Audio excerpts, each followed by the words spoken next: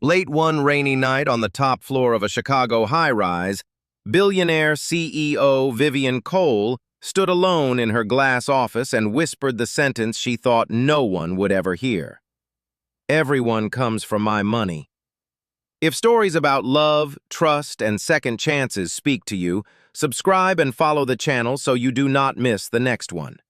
Sometimes the right story arrives exactly when a tired heart needs it most. Vivian said the words softly, almost like she hated herself for needing to say them out loud. The city shimmered beyond the windows, silver and cold under the rain, while her reflection hovered over it, elegant, composed, and untouchable. To the world, she was the woman who had everything. At 38, she was the founder and CEO of Cole & Hart Living, one of the most sought-after luxury interior brands in the country. Her name opened doors in Manhattan, Palm Beach, Aspen, and Beverly Hills. Her designs filled the homes of athletes, actors, tech founders, and old money families who liked to pretend taste could be bought without effort. Vivian had built all of it herself. She had built it from sketches on butcher paper, from warehouse rentals and impossible loans, and mornings that began at 5 and nights that ended whenever exhaustion won. She had built it after her father left debts and apologies behind, after her mother taught her to run her fingers over fabric and wood and say, "A room only matters if it makes people feel safe." She had built it after learning that talent got people interested, but power made them polite. What she had not built, what she had never managed to build and keep, was a place where she could set down her armor. The men she had loved or tried to love all wanted something. One wanted access to investors. Another wanted influence. One had proposed marriage just weeks before a major company liquidity event, then acted offended when she noticed the timing. Every heartbreak had sharpened her. Every betrayal had taught her a new form of caution. After a while, caution became instinct.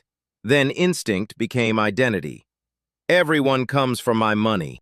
She did not know that a few feet outside her open office door, on his way to inspect a sensor alert on the executive floor, Elijah Brooks had stopped dead when he heard her. He should have moved immediately. He knew that. A man in his position had no business overhearing the private pain of a woman like Vivian Cole. But the sadness in her voice rooted him in place for one terrible second. There had been no vanity in it, no dramatic self-pity. Just a bruised kind of certainty, as if she were stating a law of physics she hated but no longer questioned. Elijah stepped back silently and disappeared down the corridor before she could see him. As he rode the service elevator to the lower floors, he kept hearing the sentence in his mind.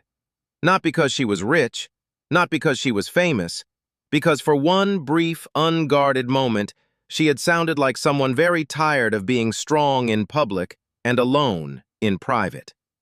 Elijah Brooks had spent most of his adult life learning how to recognize exhaustion. At 40, he was the building's operations and systems manager, the person people called when an elevator stalled, a cooling unit failed, or a tenant on the 32nd floor decided a thermostat issue was the moral equivalent of collapse. He was steady under pressure, good with his hands, and better with silence. He was also a widower raising an 8-year-old daughter named Zuri, and grief had taught him more about loneliness than he ever wanted to know. That night, after he finished his rounds and drove home through rain-slick streets, he found Zuri asleep on the couch in mismatched socks with a colored pencil tucked behind one ear. He lifted her carefully and carried her to bed. She curled against him without waking. For a moment he just stood there, looking down at her small face in the dim hallway light. Then he went into the kitchen, sat at the worn table, and opened the envelope from her therapist. The number inside made him exhale through his teeth. Zuri had been in treatment on and off since her mother Dana died 2 years earlier. Some weeks the grief was a quiet ache. Other weeks it came roaring back in bad dreams, panic when storms hit, and fierce little questions children should never have to ask. Elijah worked overtime whenever he could. Weekend maintenance calls, emergency electrical jobs, small repair contracts after hours. He found ways to pay because finding ways to pay was what fathers did when the world asked for more than they had.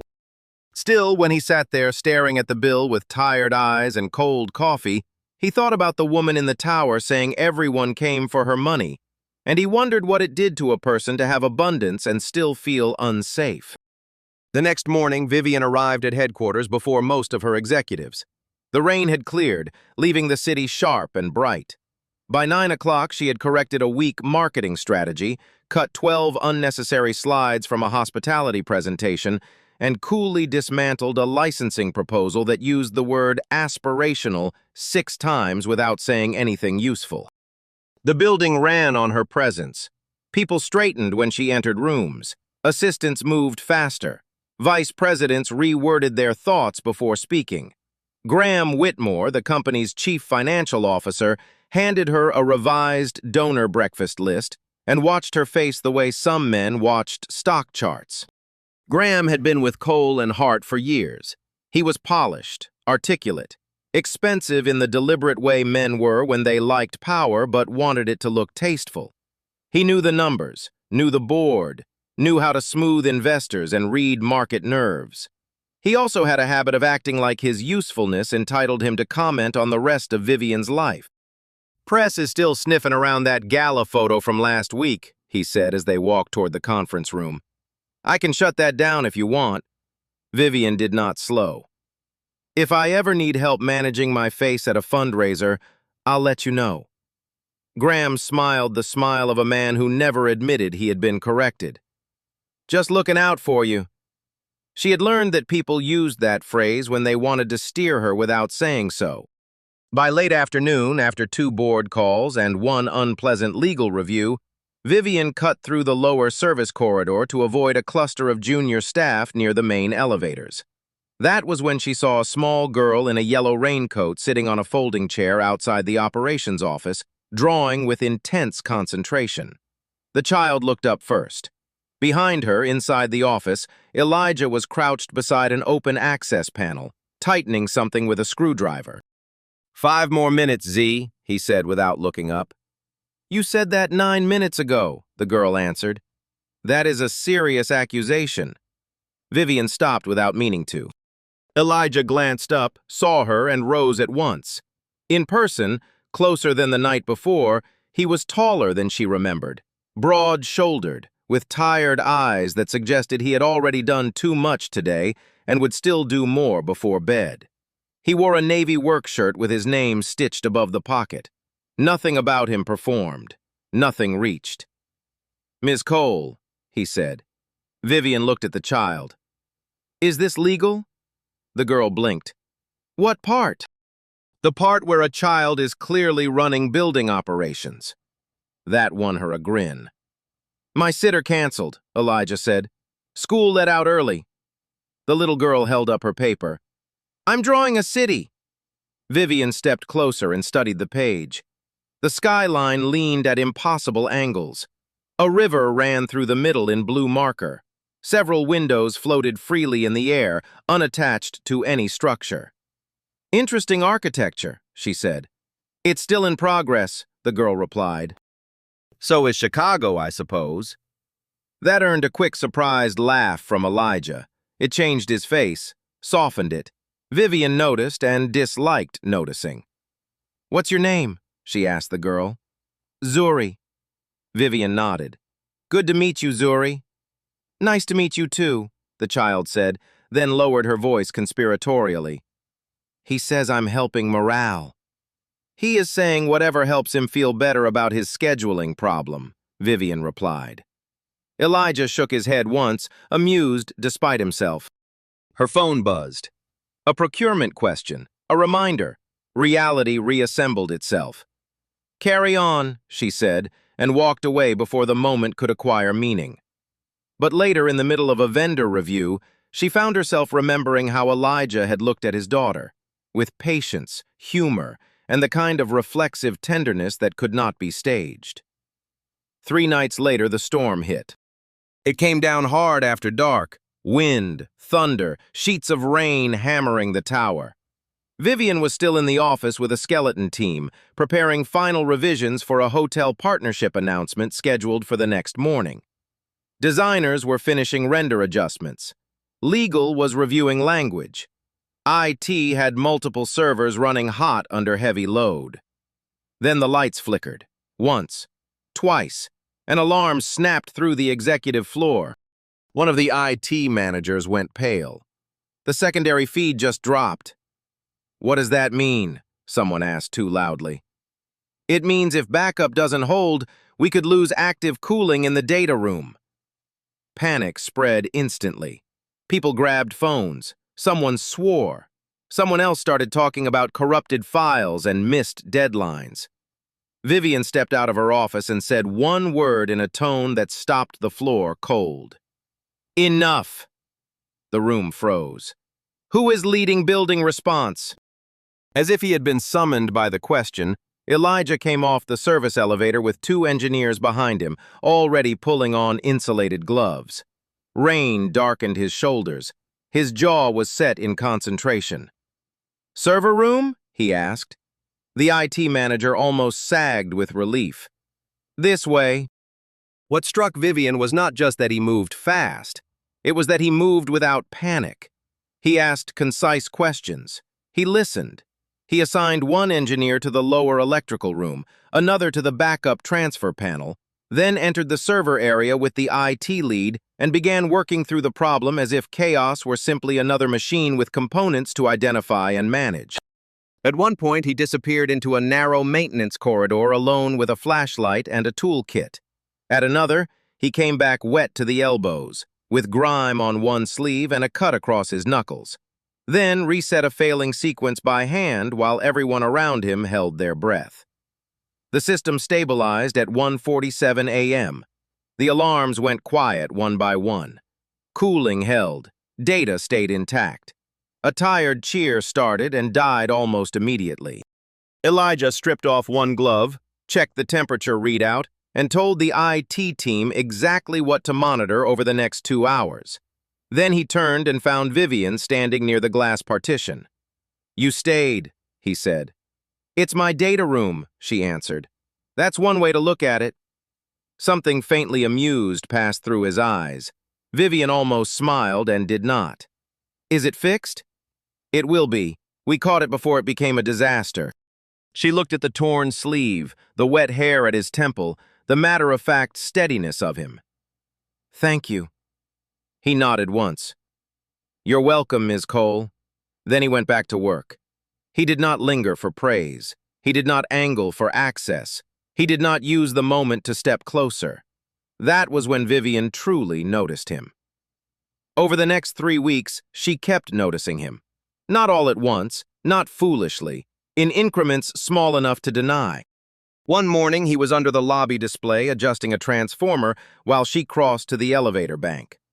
"One of the lights is running hot," he said when she asked. "If I leave it alone, it'll fail during the investor tour and someone will call it symbolic." "You've met our investors," she said. "Enough to know they enjoy symbolism when it flatters them." Another day, she saw him outside the revolving doors, tying Zuri's untied sneaker while the child spun in a bright green jacket and asked impossible questions about jellyfish. Vivian stopped to say hello. Zuri promptly informed her that Fancy Lady remained her preferred title. "I'm honored and concerned," Vivian said. "It could be worse," Elijah murmured. The ease of that exchange stayed with her longer than it should have. A few days later, coming down a side corridor between meetings, Vivian heard Elijah on a video call during a break. She did not intend to listen, but his voice carried. "No, crackers are not a complete lunch," he was saying. "And no, Oreos are not emotional vegetables." Zuri said something through the phone that made him close his eyes and laugh quietly. "I love you too," he said softer then, "but eat the apple slices." Vivian stood still until the call ended. It was absurd, she told herself, to be affected by a father sounding like a father. And yet she was. Relief, she realized uneasily, was beginning to creep into his presence. She felt less defended around him than around almost anyone. Relief was dangerous. Relief made people lower the wrong gate. so she tested him. The first test was practical.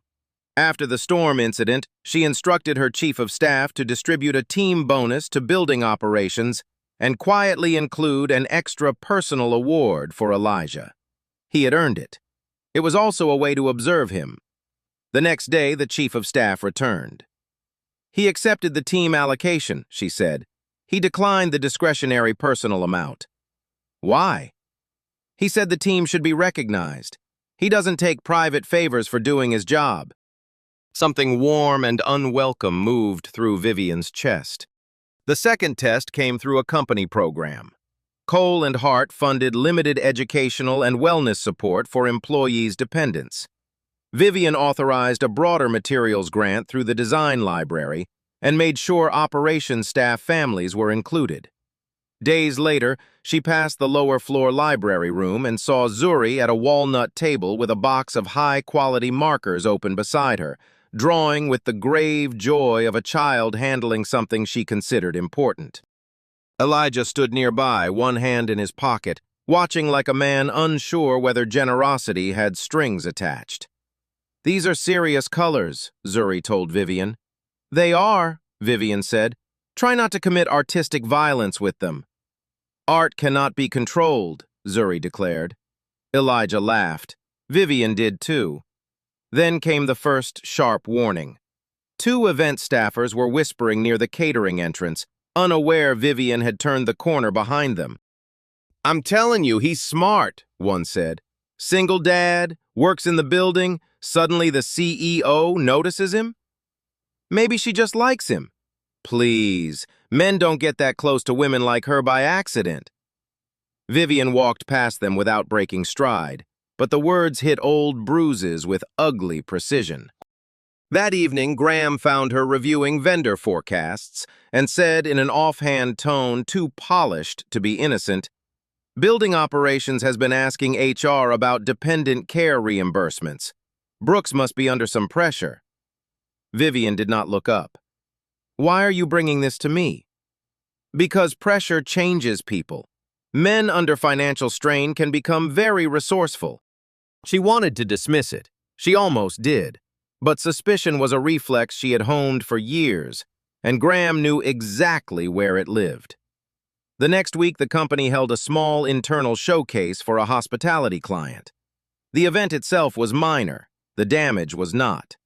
Vivian had left a late strategy meeting and was taking the quieter records corridor toward the rear elevator when she heard voices through a partially open door. One of them was Elijah's. "I just need more time," he said, tired but controlled. "I have to take care of my little girl first." Vivian slowed. A second voice, a junior facilities supervisor, answered, "If you were closer to her, the approvals would move faster." Vivian stopped completely. She could not see them clearly from the angle, only shifting shadows. She stayed just long enough to hear Elijah say sharply, "That's not what this is," before footsteps approached and she turned away, heart suddenly hard in her chest. When she reached her office, there was an envelope on her desk. Inside was a drawing from Zuri. A house, a tall man, a little girl, a woman with dark hair standing between them. At the top, in careful oversized letters, Zuri had written, "Maybe home can grow." Vivian sat down slowly. On another day, the picture would have undone her in a gentler way. But under the influence of gossip, Graham's insinuations, and the overheard conversation, the drawing looked less like innocence and more like intrusion. Something in her recoiled, something old and frightened and humiliated. And once Vivian recoiled, she knew how to do it efficiently. She cooled. She replied to Elijah's routine emails through assistants. She kept hallway exchanges professional and brief. When Zuri waved one afternoon from the lobby, Vivian nodded late enough for the child to notice the hesitation. Elijah noticed too. He stopped her 3 days later near the service corridor where they had first spoken for more than a few seconds. "Did I do something?" he asked. There was no self-pity in the question, only directness. Vivian could have lied. Instead, she chose distance, which was its own kind of cruelty. "I appreciate your work," she said. "That doesn't need to become anything else." He looked at her more carefully then. That's not what I asked. She should have stopped.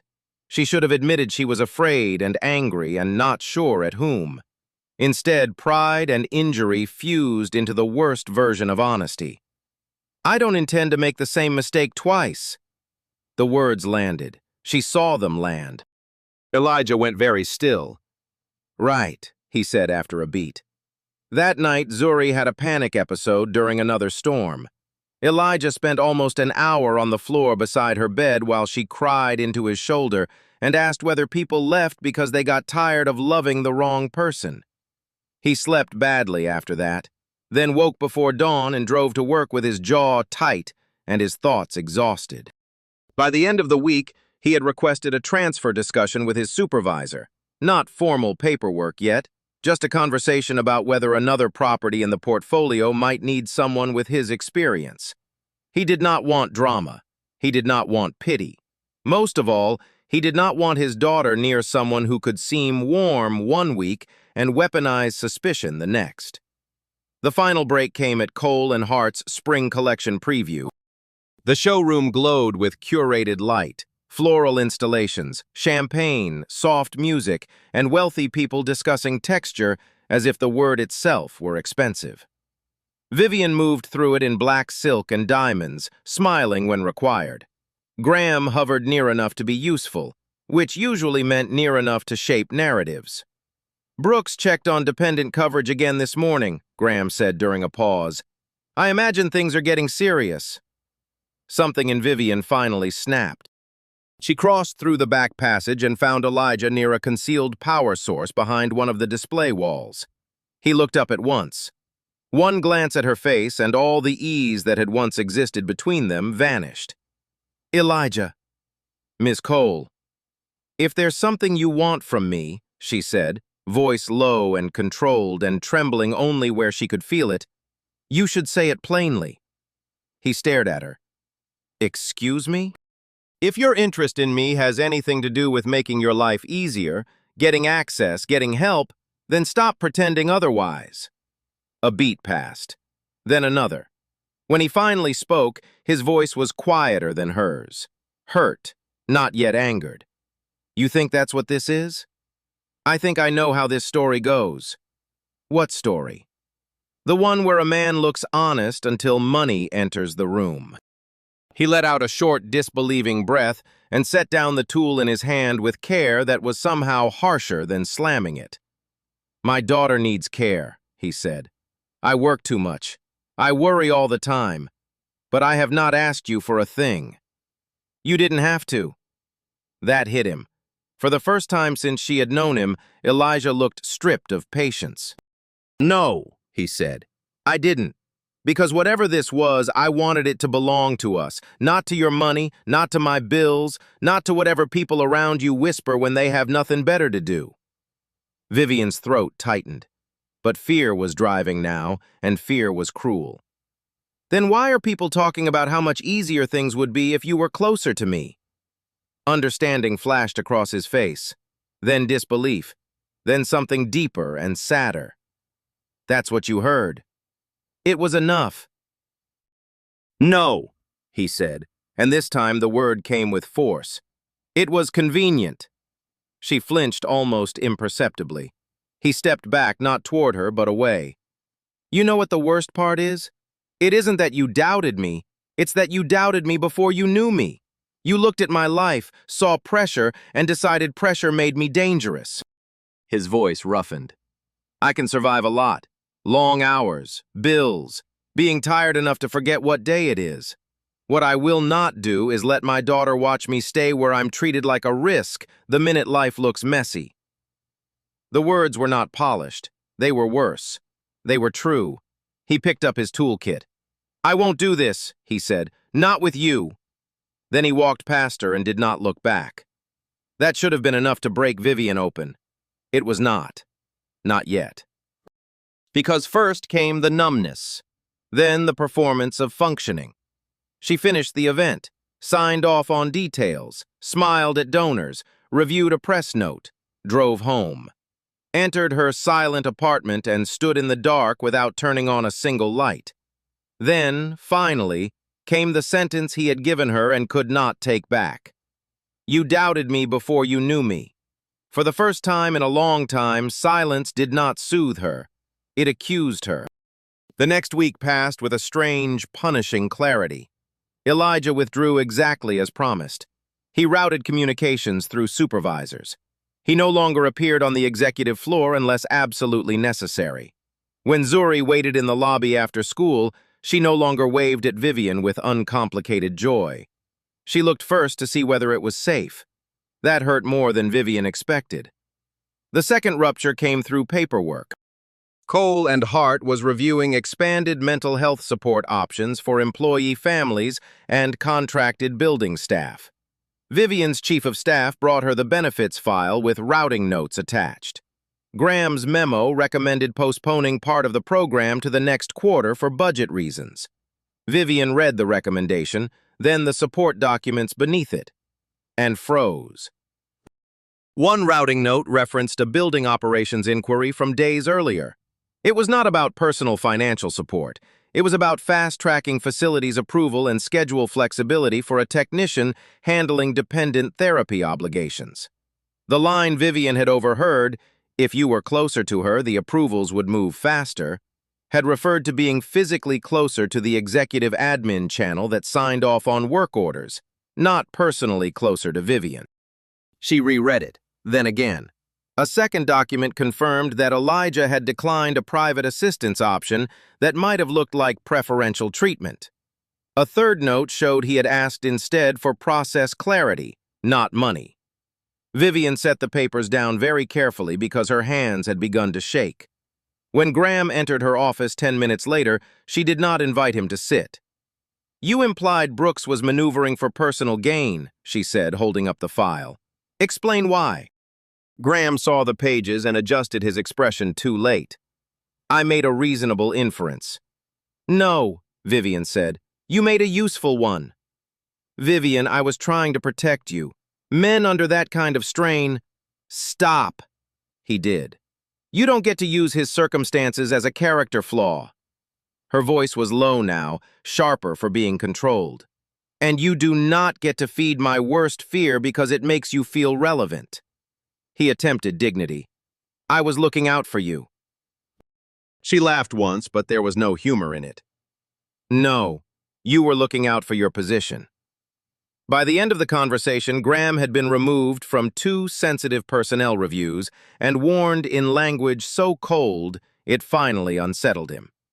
But even after he left, shaken and indignant, the truth remained. He had aimed the suspicion. She had fired it. That night, Vivian drove herself south. No driver, no assistant, no plan beyond honesty. Elijah's neighborhood was quieter than downtown, full of brick apartment buildings, narrow porches, small groceries, and the lived-in feeling of people who knew each other's rhythms. She parked at the curb and sat with both hands on the steering wheel longer than she wanted to admit. It would have been easier to call, easier to send flowers, a note, an apology written in perfect sentences, easier to remain polished. But polished had ruined enough. When she knocked, footsteps approached. Elijah opened the door and stopped. Behind him, the apartment glowed warmly. A lamp near the sofa, a pot on the stove, children's books on a side table, the smell of garlic and something baking. Zuri sat on the rug with a half-built wooden model house spread around her in pieces. "Fancy lady!" she shouted before anyone could control the moment. Vivian smiled despite herself, and it hurt. "Hi, Zuri." Elijah rested one hand on the doorframe. "Miss Cole." "Vivian," she said quietly, "please." He did not move aside at once. "What are you doing here?" For a second, she considered giving him a clean answer, something corporate and safe. Then she looked at his face, wary, tired, still wounded, and knew safety would insult them both. "I was wrong," she said. He held her gaze. Rain tapped softly at the railing outside. "I know," he answered. The bluntness of it almost made her laugh, but there was no room for defense. "I found the routing notes. I know what the conversation meant. I know Graham pushed what I was already afraid to believe. Elijah said nothing. Vivian swallowed. That does not excuse what I did. No, he said. It doesn't. She nodded once. I know. The honesty of that seemed to matter. He opened the door wider, though not warmly. You can come in for a minute. Vivian stepped inside.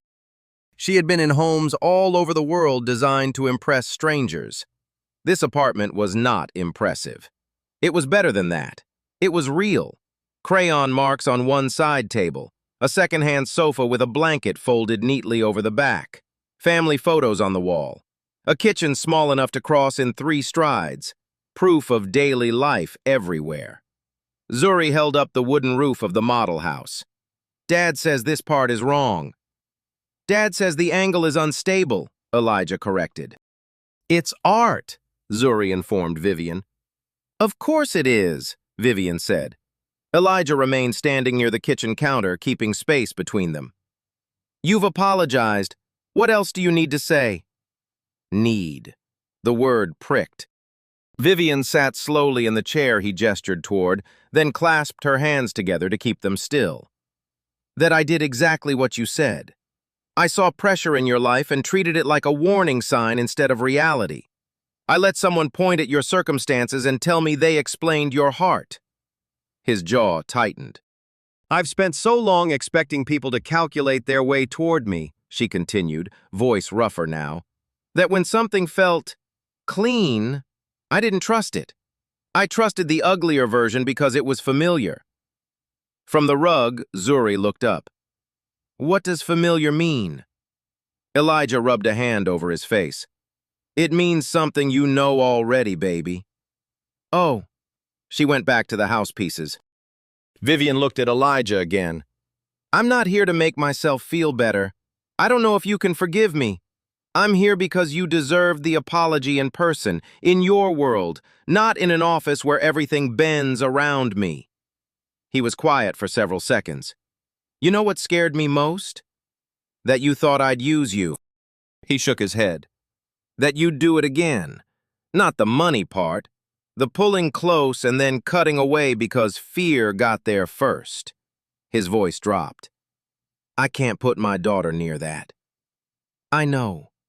Vivian's eyes stung, but she held his gaze. And I'm not asking you to trust me because I say the right thing tonight. That answer reached him. She could tell by the slight loosening in his shoulders, nothing more. Zuri looked up again. Are you staying for dinner? Elijah closed his eyes briefly, as if fatherhood and timing had joined forces against him. Vivian rose at once. No, I shouldn't. But Zuri was already on her feet, carrying the crooked roof piece toward her. Can you help me first? Just one thing? Vivian looked to Elijah. He hesitated, long enough to matter. Then he nodded once. So Vivian knelt on the rug in a black coat that cost more than the couch and took the tiny wooden roof section in her hands, while Zuri watched like this was the most natural thing in the world. The trick, Elijah said from across the room, still cautious but no longer closed, is not forcing it. Vivian looked up at him. I'm learning that. Together, awkwardly, carefully, they adjusted the side walls until the roof piece finally settled into place. It still leaned a little, but less than before. Perfect, Zuri declared. Structurally debatable, Elijah muttered. It's art, Zuri said again. That time all 3 of them laughed, and the sound did not heal anything miraculous. It did something smaller and more believable. It made room. Vivian did not stay for dinner that first night. When Zuri went to wash her hands, Elijah walked Vivian to the door. The hallway light caught the tired lines in his face. I'm not there yet, he said. I know. And I don't want promises from you because you feel guilty. You won't get them. That almost made him smile. She touched the doorframe lightly. What you said to me at the event, you were right. I've been running before people had the chance to leave. He studied her for a long moment. Healing doesn't happen because someone says sorry once.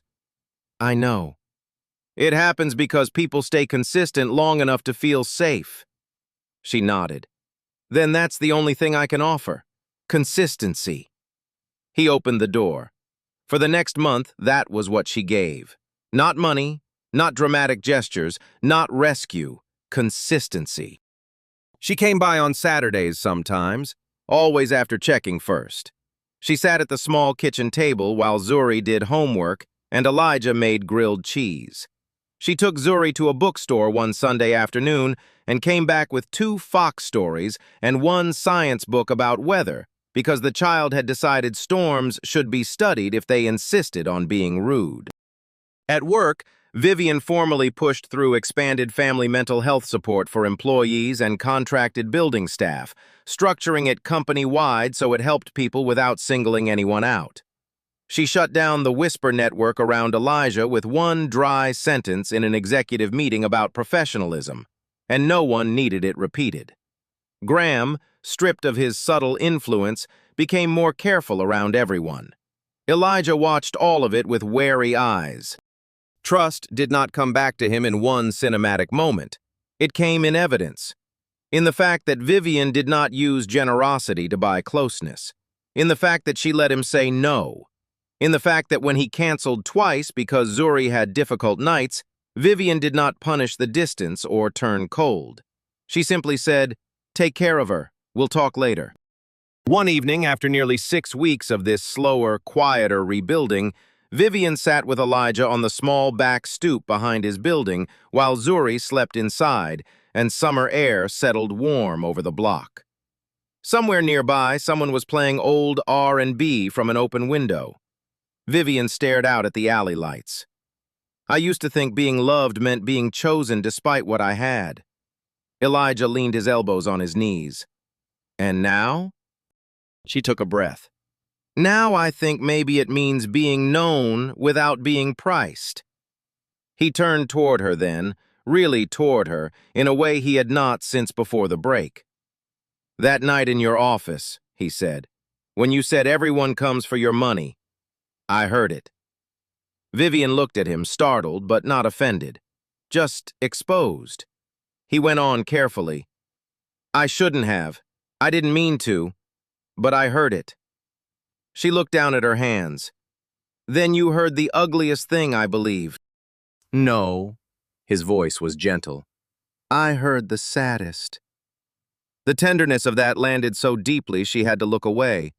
After a moment, he said, "I can't fix that for you." "I know. But I can stay honest. I can stay when I say I'm staying, and I can help if you let me." When she looked back, his expression held no performance, no grand rescue, no need to be admired. Just steadiness. "I'll help you heal," he said quietly, "but only if you understand I'm not doing it alone." Vivian's throat tightened. "Then I'll learn how not to run." This time, when he took her hand, she did not brace for what would be taken from her. She just let herself feel the warmth of being met. By autumn, small things had changed. Vivian still ran a company. She still wore black silk to board meetings and corrected bad strategy without apology. But she also left the office early some evenings.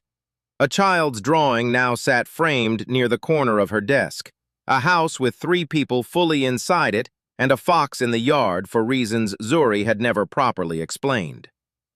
Vivian laughed more. Not in public where it could be photographed and turned into an article about reinvention.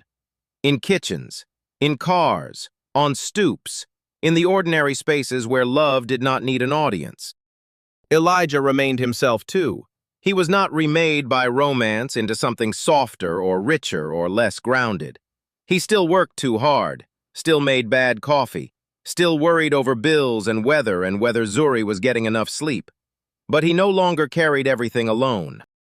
One Saturday evening, Vivian stood in his kitchen while Zuri mixed cornbread batter with heroic seriousness. Elijah reached behind Vivian for a measuring spoon, and his fingers brushed her wrist. She looked up.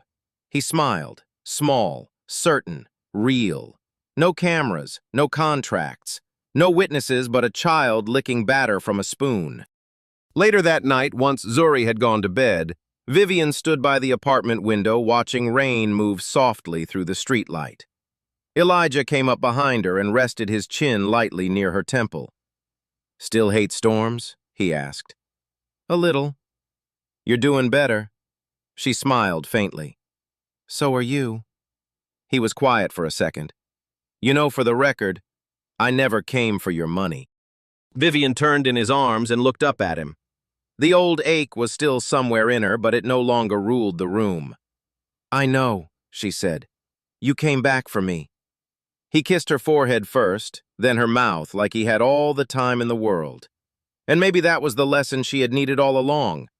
Real love did not rush to prove itself with glittering promises. It stayed. It listened. It showed up tired, honest, imperfect, and again the next day. If this story touched your heart, subscribe and follow the channel for more stories about healing, dignity, and the kind of love that does not measure people by what they own, but by how they care. Because in the end, money can build beautiful houses, but only trust, patience, and kindness can make one feel like home.